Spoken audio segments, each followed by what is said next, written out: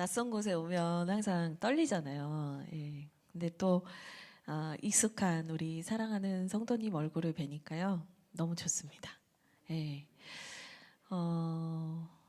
반가운 얼굴을 뵈니까 너무 좋습니다. 한 분 한 분 안전하게 오시기를 또 기도하고 한 주 동안 계속 기도했는데 또 모든 분들의 얼굴을 뵈니까 참 좋은 것 같습니다.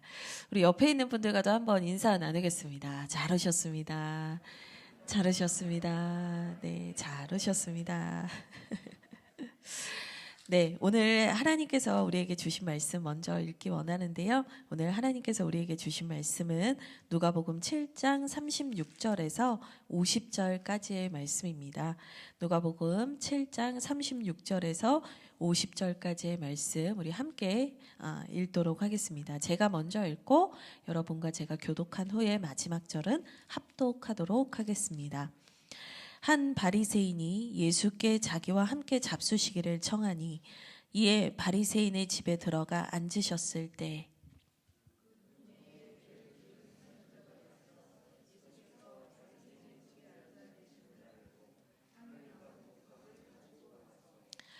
예수의 뒤로 그 발 곁에 서서 울며 눈물로 그 발을 적시고 자기 머리털로 닦고 그 발에 입 맞추고 향유를 부으니 예수를 청한 바리새인이 그것을 보고 마음에 이르되 이 사람이 만일 선지자라면 자기를 만지는 이 여자가 누구며 어떠한 자 곧 죄인인 줄을 알았으리라 하거늘.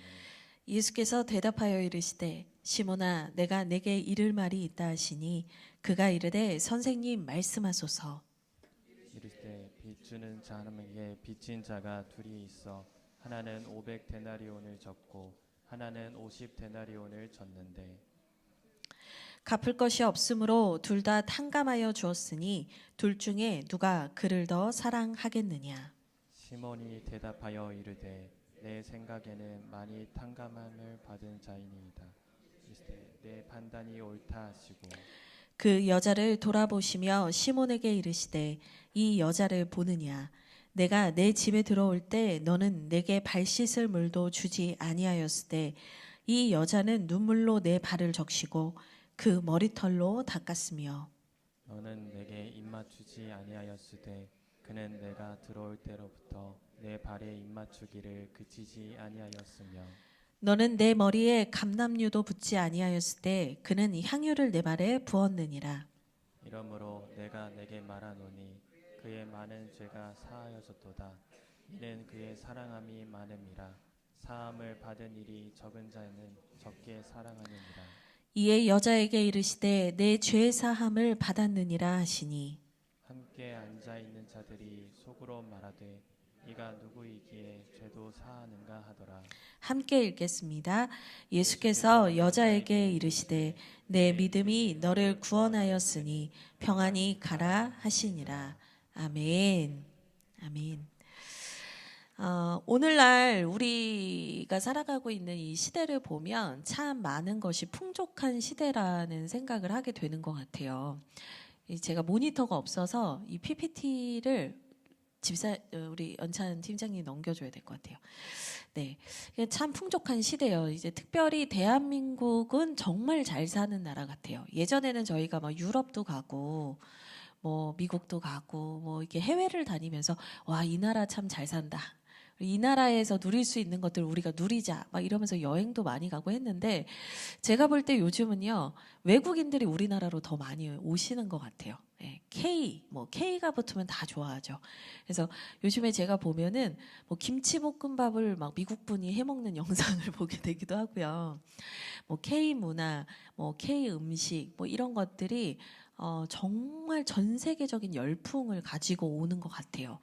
그러다 보니까 이 대한민국에서 산다라는 게 점점 이 풍족함이 이제 너무 익숙해지고 또 그 풍족함이 시간이 갈수록 더 정교해지고 전문화되어져 가는 거예요. 그래서 외국 같은 경우에는 사실 미슐랭 식당을 평생에 뭐 진짜 부자가 아닌 이상은 한두 번 가볼까 말까 한다든지 뭐 연세 많으신 은퇴하신 뭔가 좀 경제적으로 여유가 있는 분들이 그런 곳을 간다면 오늘날 이제 대한민국 사회에서는 미슐랭 식당을 찾아다니면서 맛집 탐방을 하는 게 유행일 정도로 우리가 살아가는 삶의 수준 자체가 너무 많이 올라가게 된 거죠. 점점 더 사람들의 취향은 전문화되는 것 같아요. 웬만한 걸로는 만족을 못하는 시대가 돼버린 거죠. 많은 사람들이 아주 최고급, 가장 좋은 것, 가장 좋은 것을 어떻게 하면 더 누리고 더 생각할 수 있을까? 막 이런 것들에 많이 빠져 있습니다. 그런데 이제 반대로 생각해 보면은 정신적으로는 참 피폐한 시대를 살아가고 있다는 생각이 드는 거예요. 이 내적으로는 너무나 빈곤한 시대예요. 끊임없는 경쟁을 하고 비교의식에 시달리고 사람들이 다 정신적으로 뭔가 병 하나쯤은 다 들어있는 거예요. 제가 최근에 봤던 그 뉴스 기사 중에 하나가 JTBC 무슨 뉴스 기사를 하나 봤었는데 정신과 약을 처방받는 아이들의 연령대가 너무 많이 낮아진 거예요. 그래서 지금 이제 보니까 초등학교 저학년 아이들도 우울증이나 불면증 약 같은 것을 처방받는 시대가 됐다는 거죠.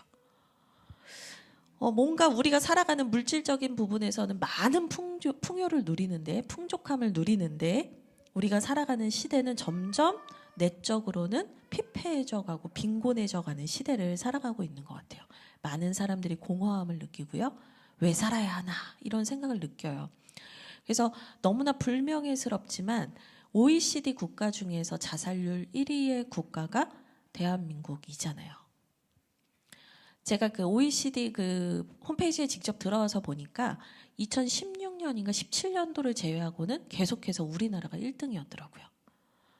그러니까 뭔가 그 물질적인 향유는 가장 많이 누리는 시대지만 영적으로는 가장 피폐한 시대를 살아가고 있는 게 아이러니하게도 오늘의 시대라는 생각이 듭니다. 그래서 제가 이런 생각을 해봤어요. 사람들이 물질적으로는 풍족한데 왜 이런 내면의 빈곤과 결핍을 느끼면서 고통스러워하면서 살고 있을까? 그리고 심지어 그리스도인도 예수 그리스도를 믿는 그리스도인들조차도 왜 우울증과 왜 공허감에 시달리고 있는 것일까? 이 부분에 대해서 이제 제가 많이 오랜 시간을 이렇게 생각하고 묵상하게 됐어요. 그러면서 제가 내린 결론이 뭐였냐면, 내면의 결핍을 물질로 채우려고 하는 그 시도를 우리가 멈추지 않기 때문에 우리는 계속해서 이 메마르고 결핍을 느낄 수밖에 없는 상황에 머물고 있다라는 거였어요. 그러니까 그리스도인들도 마찬가지인 거죠. 내 안에 영적 갈급함과 영적인 허기가 있는데 그것을 계속해서 우리도 내가 원하는 어떠한 몇 가지들로 물질들로 채우려고 한다는 거예요. 이 내면을 내 내적인 외로움과 공허감들을 우리가 물질적인 것으로 채우려고 하는 시도들을 막 많이 하게 됩니다. 그런데 채워지지 않죠. 사실은 여러분들이 알고 있는 단어가 하나 있는데요. 바로 중독이라는 단어예요. 이 중독이 뭐냐? 결국에는 내 허기, 이 헛헛한 이 마음을 한두 가지 방법에 집착해서 그것을 내 안에 뭔가 이 허기를 채우려고 하는 시도들이 사실은 중독이라고 할 수 있거든요. 그러니까 오늘날의 많은 사람들이 그러니까 중독에 시달릴 수밖에 없는 거예요. 이 중독이라는 단어를 딱 떠올렸을 때 우리는 뭐 마약 같은 걸 떠올린다든지 술, 도박, 뭐 이런 성적인 문제 이런 것들만 이렇게 막 되게 중대한 문제들만 떠올리지만 사실 중독이라고 했을 때 더 넓게 생각해 보면 삶의 모든 영역에서 우리가 조금씩은 다 겪고 있는 문제일 수 있다라는 거예요. 내가 원하지 않는데도 내 몸이 상하고 내 마음이 상하고 내 영혼이 상함에도 불구하고 내가 그것을 멈추지 못하는 것. 왜냐하면 그 헛헛함을 견디지를 못하니까 이것으로라도 나를 채우려고 하는 모든 시도들은 중독이라고 할 수 있어요. 그래서 제가 예를 들어서 이제 물어봅니다. 여러분은 무엇에 중독되셨습니까? 이렇게 물어보면, 아이, 목사님, 저는 뭐 그런 중독은 없어요. 이렇게 얘기하세요. 다, 대부분. 그래서 제가 이 중독에 대해서 사실은 우리가 되게 리얼하게 내 자신을 보지 못하고 있기 때문에 그것을 돌려서 다른 질문으로 이렇게 한번 해봤어요. 뭐냐면, 나는 무엇에서 자유롭지 못한가? 라는 거예요. 중독이 멈추고 싶어도 멈출 수 없는 거라고 했잖아요. 그러니까 결국에는 나는 무엇에서 자유롭지 못한가? 이 질문을 나에게 스스로 던져보면 내가 내 헛헛함을 채우기 위해서 붙잡고 있는 중독의 영역이 무엇인지를 보게 됩니다. 이 나는 무엇에서 자유롭지 못한가를 저는 또 다른 말로는 이렇게 표현할 수 있을 것 같아요. 나는 무엇을 멈추지 못하는가? 사실 이 중독과 반대되는 개념이 하나 있는데요. 그게 뭐냐면 자유라는 거예요. 자유. 자유는 내가 책임을 지면서 할 수도 있는 것과 하지 않을 수도 있는 모든 능력을 말하는 거거든요. 그러니까 사람들이 보통 자유에 대해서 생각할 때 자유는 어떻게 생각하냐면 내가 뭔가를 할 수 있는 힘, 이게 자유라고 생각하는데 여러분 진짜 자유는요. 할 수도 있으면서 하지 않을 수도 있는 거예요. 그러니까 자유롭지 못하다라는 말이 말하는 건 뭐냐면 내가 이것을 멈출 수가 없다라는 거거든요.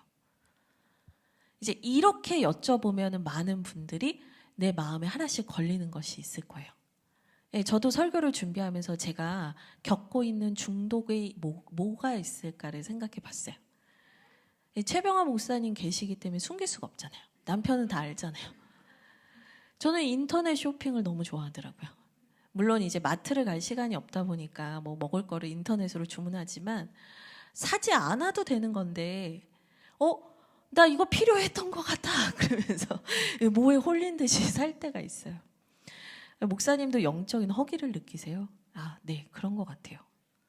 제가 하나님을 계속해서 찾고 하나님의 말씀 앞에 계속 가까이 가지 않을 때 저 역시 제 헛헛함을 쇼핑으로 채우려고 하더라고요.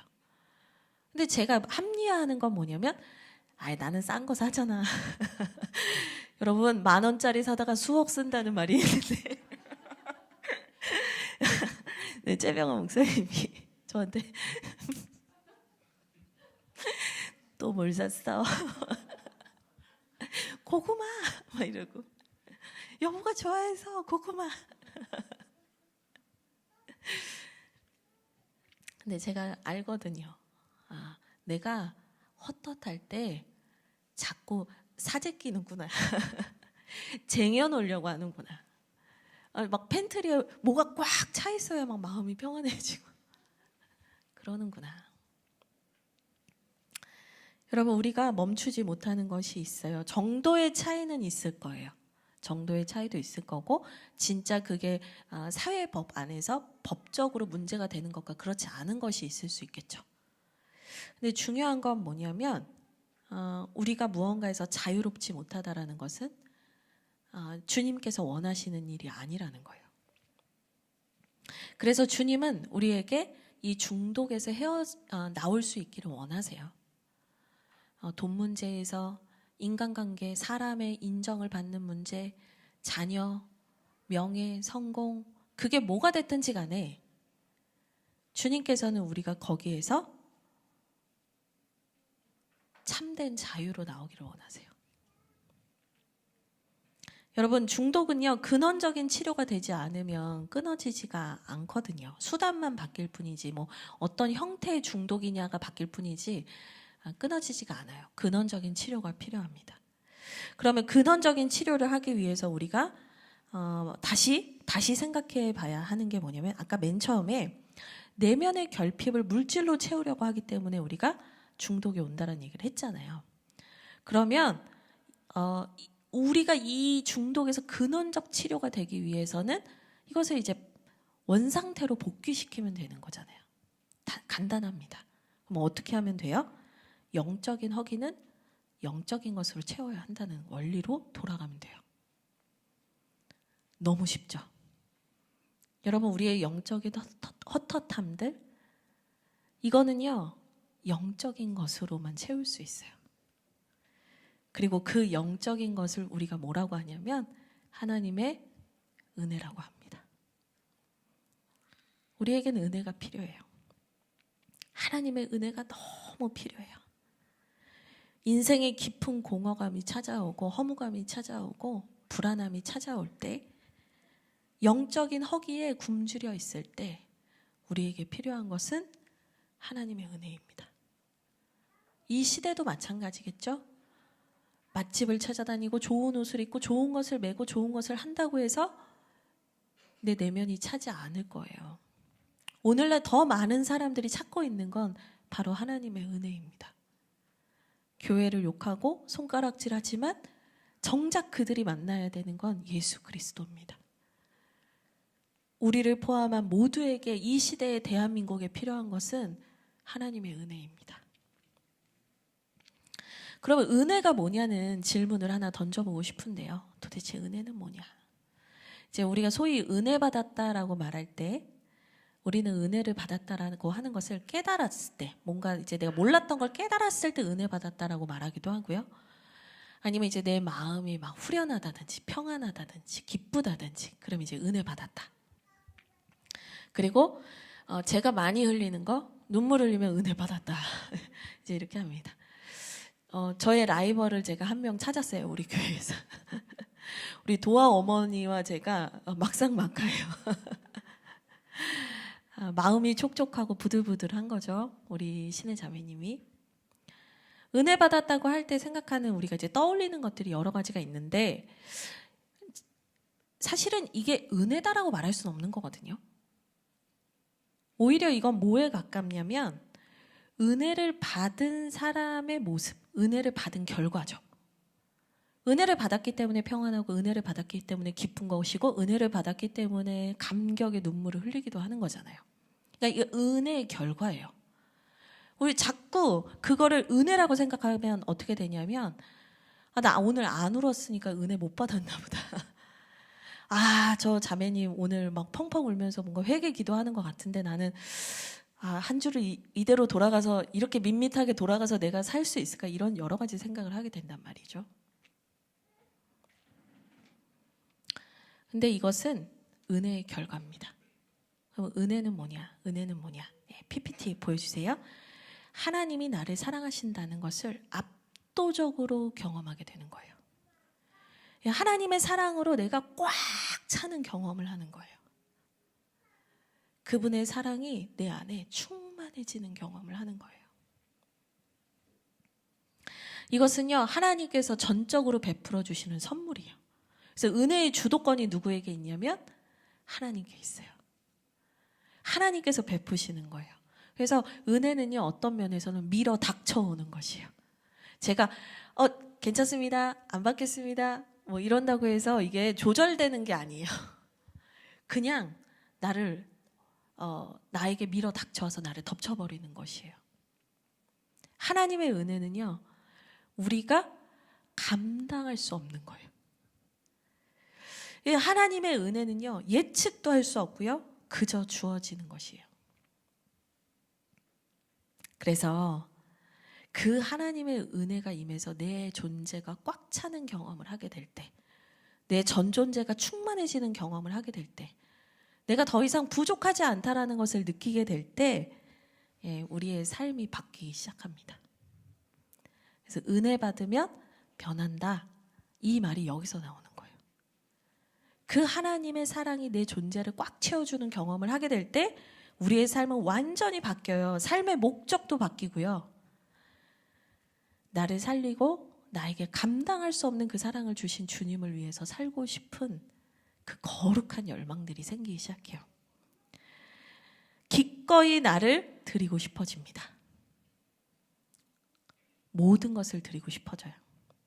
비교하거나 눈치를 보지 않아요. 이 모든 삶의 그 변화들, 특징들을 한 문장으로 이제 딱 표현을 한다면 저는 이렇게 표현을 하고 싶은데요.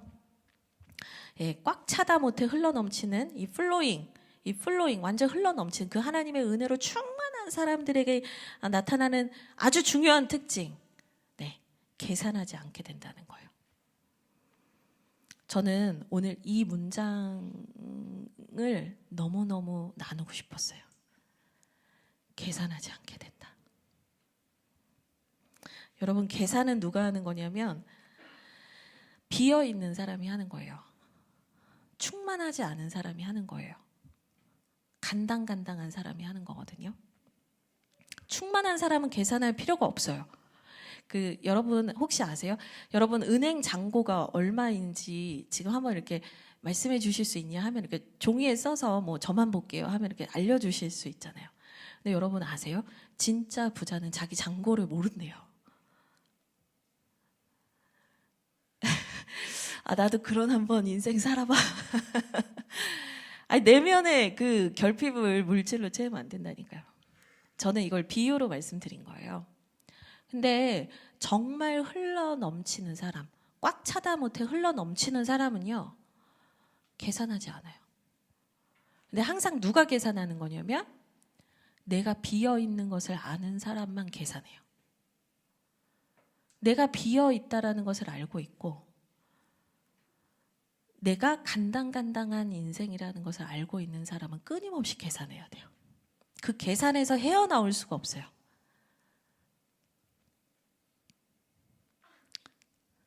네, 저기 괜찮으세요? 누가 꼬집은 것 같은데. 네. 하나님의 은혜가 내 전 존재에 충만하게 차오를 때, 꽉 차기 시작할 때 우리는 주님께 드리고 더 드리고 더 드려도 행복한 인생이 됩니다. 계산하지 않게 돼요. 그분이 나에게 감당할 수 없는 나라는 작은 그릇에 다 채워지지 않을 그 놀라운 은혜와 사랑을 주셨다라는 것을 알게 될 때 우리는 더 이상 계산하지 않게 돼요. 그래서 거침없이 하나님을 위해 살기 시작합니다. 거침없이 주님의 나라를 위해 살기 시작합니다.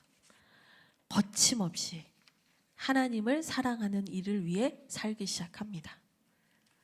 어떠한 대가를 지불을 하더라도 아까워하지 않게 되고요.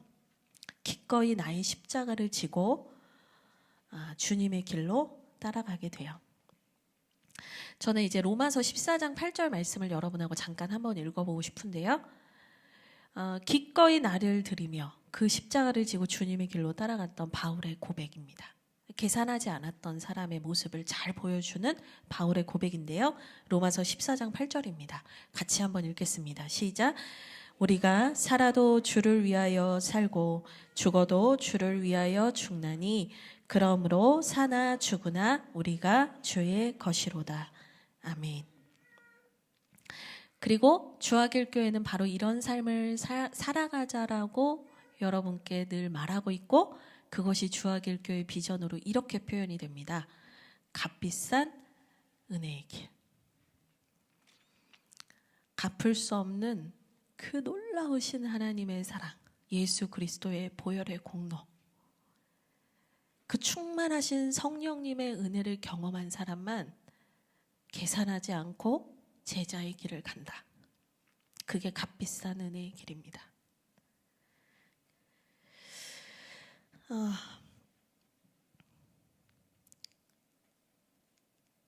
우리에게 필요한 것은 그 중독의 문제에서 벗어나서 헛헛한 내 마음을 미봉책으로 단편적인 것들로 채우면서 어떻게든 내 삶을 꾸려나가는 그런 인생이 아니라 우리가 참된 자유와 행복을 누리면서 살기 위해서는 우리에게는요, 플로잉, 흘러넘치는 꽉 찬 하나님의 은혜를 구해야 됩니다. 주님께서요, 누구든지 주의 이름을 부르는 자는 구원을 얻으리라 말씀하셨거든요. 목마른 사슴이 시냇물을 찾기에 갈급한 것처럼 하나님을 찾는 자들을 주님은 만나주신다고 했거든요. 우리가 그 주님의 은혜로 나를 새롭게 해주십시오. 충만하게 해주십시오. 꽉 채워주십시오. 우리의 기도가 그렇게 바뀔 때 우리는요, 내가 그동안 끊어내지 못했던 많은 것들에서 자유해지게 됩니다. 주님에 대해서도 자유해지고요. 주님이 이거를 주실까 안 주실까? 주님이 나를 사랑하실까 안 하실까? 계속 이런 계산할 필요가 없어요. 주님의 사랑에 대해서도 한없이 자유해지고요. 내 자신에 대해서도 자유해지고요. 타인에 대해서도 자유해지게 됩니다. 주님이 여러분에게 이 값비싼 은혜의 길로 초청하고 계세요. 그 은혜를 누린 자로서 즐거이 기쁘게 살기를 원하고 계세요. 근데 우리는 은혜 없이 주님의 길을 가려고 하니까 계속 두렵고 염려가 되는 거예요. PPT를 넘겨주시면 제가 이런 질문을 했어요. 누가 계산하며 사는가? 누가 계산하며 사는가? 아까도 잠깐 말씀드렸지만 누가 계산하며 사는가? 여전히 비어있는 사람, 자기 의로 은혜의 공간을 채우려고 하는 사람. 이 종교인들 중에 이런 분들이 많죠. 우리가 중독을 마약, 술, 도박 이런 것만 생각하는데 내가 멈추지 못하는 것, 모든 것이 중독이라 했잖아요. 여러분, 종교 생활도 중독일 수 있어요. 하나님의 은혜를 구하지 않고 내 만족으로 내 의를 추구하는 종교 생활도 중독일 수 있어요. 여전히 자유롭지 않은 사람, 하나님에 대해서, 나에 대해서, 타인에 대해서 계속 계산하면서 어려운 시간을 보내게 돼요. 이 계산에 대한 생각을 할 때 제가 이 계산적인 신앙을 가지고 있는 사람들의 기도는 어떠한가를 생각하게 됐거든요. 그랬더니 제가 예전에 했던 기도들이 떠올랐는데 뭐였냐면, 하나님, 제가 부족한 게 이건데요. 어떤 게 있는데 이게 부족한데 주님께서 정확하게 요것만 채워주시면 제가 완전 감사하겠습니다. 주님을 위해 살겠습니다. 막 이런 기도를 했더라고요. 이미 요거면 되겠습니다라고 말하는 것 자체가 계산적인 기도거든요. 또는 내가 저 사람보다 조금 더 일했으니 제 기도는 더 잘 들어주셔야 됩니다. 여러분, 이런 게 모든 게 다 계산적인 거예요. 은혜의 원리와는 상관이 없는 거라는 거예요. 그리고 계속해서 이제 계산적인 신앙과 계산적인 기도, 이것에 이제 물들어가기 시작하면 주님과 뭘 하려고 하냐면 거래를 하려고 해요. 주님하고 수지타산을 따지면서, 이해타산을 따지면서 주님과 거래를 하려고 하는 신앙으로 바뀝니다. 그리고 거기서 더 나가면 어떻게 되냐면요, 주님의 은혜가 나에게 참된 자유를 준다는 것을 두려워하는 신앙으로 변질되기도 합니다. 이게 무슨 말이냐면, 이렇게 말씀드리면 쉽게 이해하실 것 같아요. 은혜 너무 많이 받으면 안 되는데 그럼 큰일 난다. 그러면 이거 나 너무 은혜 받으면 이거 내가 드린다고 하는 거 아니야? 우리가 막 이런 기도를 하게 돼요. 내 맘대로 못 살 텐데, 내 통제권을 드려야 될 텐데. 그 생각 때문에 우리가 이 계산하는 신앙을 포기 못하는 거예요. 더 큰 자유와 기쁨과 행복이 있는데, 그 주님의 주도권 안에 내가 다스림을 받을 때 너무나 깊은 행복과 평안함이 있는데, 주님이 그것이 너에게 가장 좋다고 하는데 우리는 그걸 거절하고요. 계속해서 내가 이제 내 그 밸런스를 조율하고 싶은 거예요. 통제하고 싶은 거예요. 하나님께 주도권을 드리기 싫은 거죠. 오늘 우리가 함께 읽은 이 말씀에도요, 이 두 부류의 사람이 등장을 하는 거예요. 너무나 여러분들이 잘 알고 계시는 성경의 본문 이야기인데, 한 바리새인이 예수님을 집에 초청했어요. 근데 그 바리새인은 주님께 발 씻을 물도 주지 않고 예수님이 계속 어떤 사람인가 계산하고 평가하고 쟀단 말이죠. 근데 한 사람은 자신의 전 재산일 수도 있는 그 귀한 향유 옥합을 깨며 눈물로 주님의 발을 씻고 머리카락으로 그분의 발을 닦고 그분의 발에 입을 맞추며 그분께 모든 사랑을 표현하는, 한 사람은 예수님을 계산하는 사람, 한 사람은 예수님을 간절히 사랑했던 사람으로 나와요. 제가 GPT한테 그림을 그려달라고 했어요. 제가 원하는 그림을 찾을 수가 없어가지고 GPT가 똑똑하더라고요. 바리새인을 그려줘 했더니 이 향유를 붓는 여인과 연속해서 그림을 그려주더라고요. 제가 요청한 게 아니었어요. 그래서 제가 자네 참 훌륭하구만 막 칭찬도 해주고 막 그랬어요. 근데 여러분 보세요. 그 다함 없는 하나님의 은혜 앞에 반응하며 그 하나님 앞에서 온 마음을 다해 사랑하는 한 여인과 계속해서 계산하고 있는 한 사람의 얼굴을 보십시오. 한 사람은 압도적인 은혜로 인해서 더 이상 계산하지 않는 삶을 살게 되었고요. 한 사람은 여전히 계산하고 평가하고 저울질하는 사람으로 살고 있어요. 이 두 사람 모두 예수님을 만났고 이 두 사람 모두 예수님의 말씀을 들었지만 한 사람은 하나님이신 예수님이 이런 나조차도 사랑하신다는 그 무한한 은혜에 감사하며 향유 옥합을 깨뜨려 모든 것을 드렸고, 한 사람은 선생이라 여길까 선지자로 여길까 간만 보고 있었어요. 계속 계산했단 말이에요.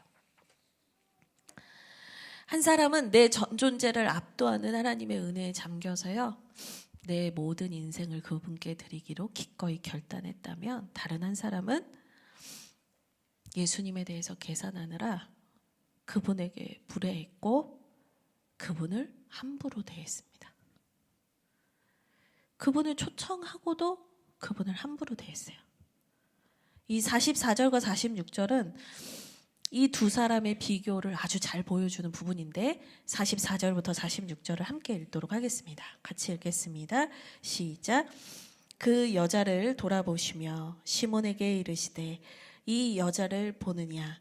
내가 내 집에 들어올 때 너는 내게 발 씻을 물도 주지 아니하였을 때 이 여자는 눈물로 내 발을 적시고 그 머리털로 닦았으며 너는 내게 입맞추지 아니하였을 때 그는 내가 들어올 때로부터 내 발에 입맞추기를 그치지 아니하였으며 너는 내 머리에 감람유도 붓지 아니하였을 때 그는 향유를 내 발에 부었느니라. 아멘. 이 여인의 모습을 보세요. 아무것도 계산하지 않아요. 사람의 눈치도 보지 않아요. 내가 주님께 드릴 수 있는 모든 것을 오늘이 마지막인 것처럼 다 드리고 있어요. 은혜를 받은 자의 모습이에요. 중독에 시달리지 않는 사람의 모습이에요. 그런데 바리새인은 계속 계산해요. 그분을 홀대해요. 함부로 대해요. 주님이 이 말씀을 시작하실 때 44절에 이런 얘기를 하시거든요. 이 여자를 보느냐? 바리새인은 이 여인과 자신이 되게 다르다라고 생각을 했겠지만 주님은 이제 얘기하시는 거예요. 이 여자를 보느냐?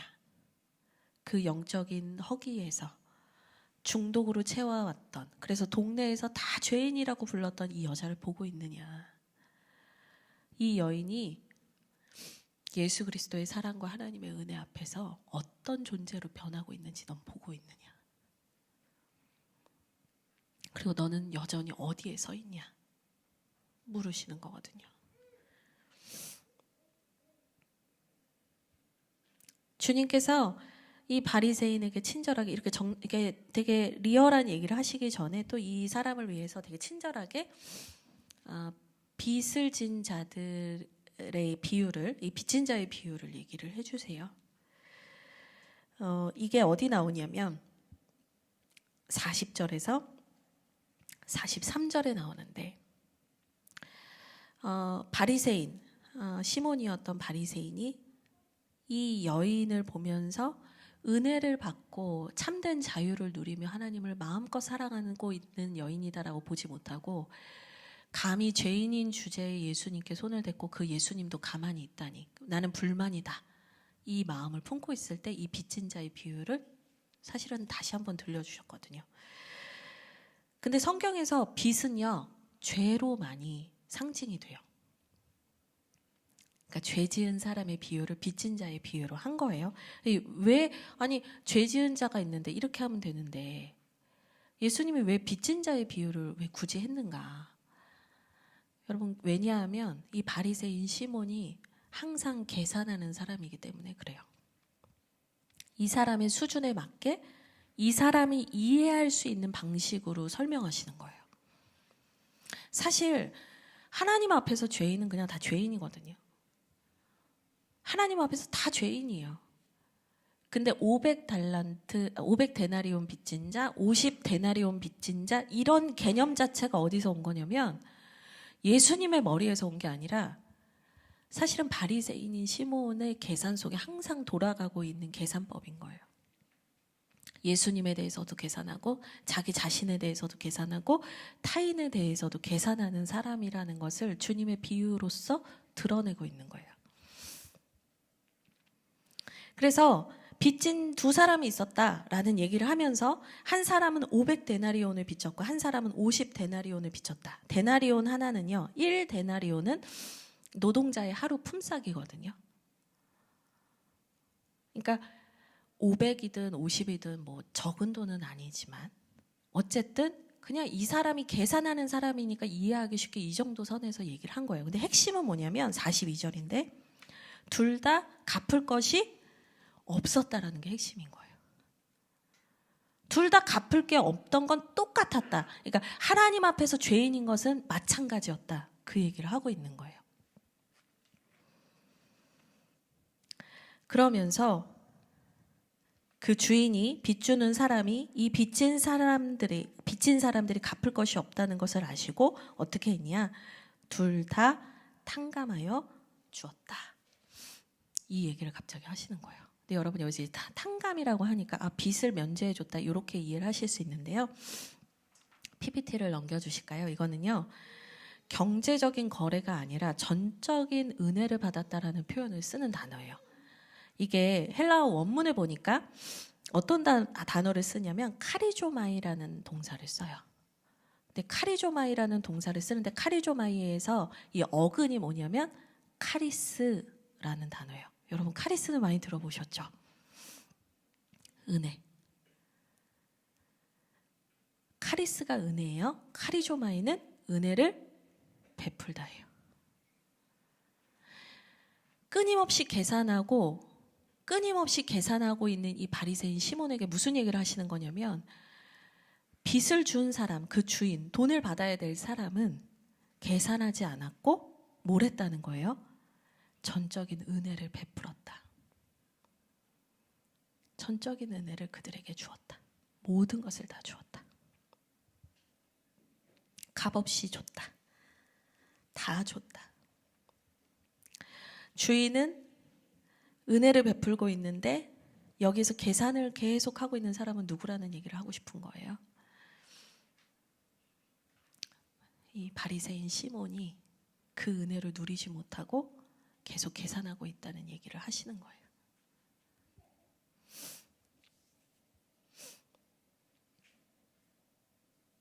(47절입니다) 우리 같이 47절 말씀 한번 읽어보겠습니다. 시작.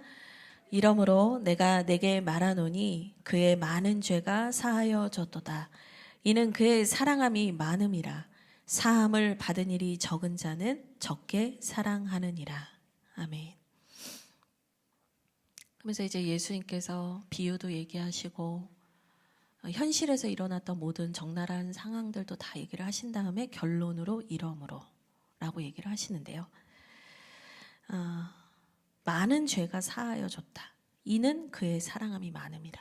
이거를 이제 어떻게 하냐면 이 여인이 하나님을 사랑했기 때문에 용서해줬다. 이렇게 해석하시면 안 되고요. 그 여인의 많은 죄가 사하여졌습니다.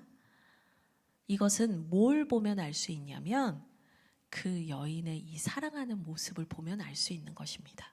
이게 더 맞는 해석이거든요. 근데 사실 제가 그랬잖아요. 은혜는 계산되지 않는다고 했잖아요. 그냥 꽉 차서 흘러 넘치는 거기 때문에 계산이 안 되는데 왜 예수님은 여기서 많다 적다 이런 표현을 쓰시는 걸까? 결국에는 그 은혜를 온전히 받아들이고 온전히 누리고 그 은혜 안에 완전히 잠겨버리는 사람에게는 더 이상 계산이 필요하지 않은데 여전히 그 계산 안에 갇혀있는 사람에게 이 표현을 던지시고 있는 거예요. 그러니까 우리가 이 계산의 원리를 벗어나야 하나님 나라의 은혜의 원리를 깨닫게 된다라는 얘기를 해주고 싶으신 거예요, 사실.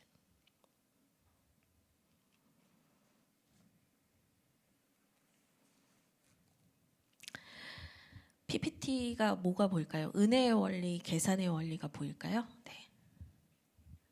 여러분, 하나님의 나라도 그렇고 예수 그리스도의 사랑도 그렇고 이 복음의 은혜라는 것은 은혜의 원리 안에 내가 잠겨질 때, 그 은혜의 원리 안에 내가 완전히 소속될 때 깨달아지는 거예요. 계산의 원리로는 이 하나님 나라의 은혜의 원리는 절대로 내 것이 될 수가 없습니다.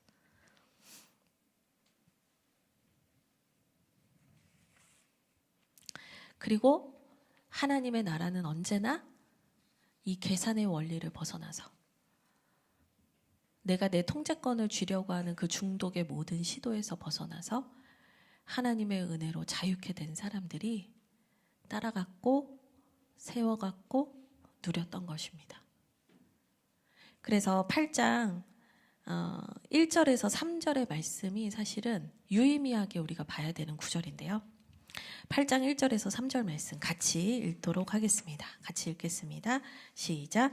그 후에 예수께서 각 성과 마을에 두루 다니시며 하나님 나라를 선포하시며 그 복음을 전하실세 12 제자가 함께하였고 또한 악귀를 쫓아내신과 병고침을 받은 어떤 여자들 곧 7 귀신이 나간 자 막달라인이라 하는 마리아와 헤롯의 청지기 구사의 아내 요한나와 수산나와 다른 여러 여자가 함께하여 자기들의 소유로 그들을 섬기더라.